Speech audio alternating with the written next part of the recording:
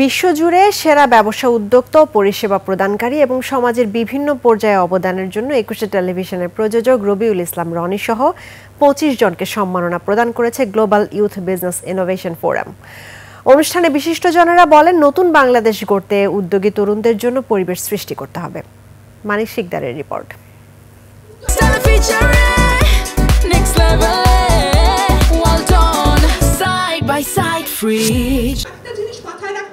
শুক্রবার সন্ধ্যায় রাজধানীর একটি হোটেলে আয়োজন করা হয় গ্লোবাল বিজনেস এক্সিলেন্স অ্যাওয়ার্ড ২০২৫।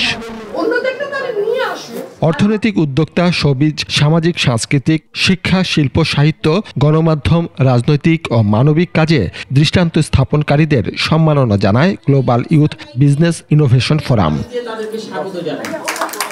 আয়োজকরা জানান, দেশের অর্থনীতি ও সংস্কৃতির বিকাশ এবং উদ্যোক্তাদের অনুপ্রাণিত করতে এই আয়োজন।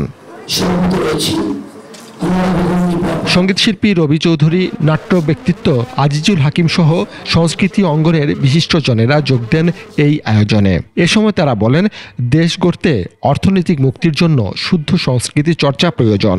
শুধু দেশ নয়, দেশের বাইরে বাংলাদেশকে আপনারা আপনাদের বিজনেসের মাধ্যমে আরো সমুন্নত করে তুলবেন, এই প্রত্যাশাই করছি। তরুণ প্রজন্ম এগিয়ে যাক, আমরা আছি। আমি একটা স্লোগান আছে আমার, প্রতিদিন একটি করে বন্ধু বাড়াবেন, শত্রু বাড়াবেন না। অনুষ্ঠানে সাবেক সচিব সৈয়দ মারগুব মোর্শেদ বলেন, বাংলাদেশের উদ্যমী তরুণরা স্বপ্রতিভায় এগিয়ে যাবে, তবে প্রয়োজন ব্যবসা বান্ধব পরিবেশ তৈরি করা। আমি অনুরোধ করব আমাদের সবাইকে কাজ করতে হবে to create a business friendly atmosphere. Global business excellence award ২০২৫-এর মিডিয়া পার্টনার ছিল একুশে টেলিভিশন।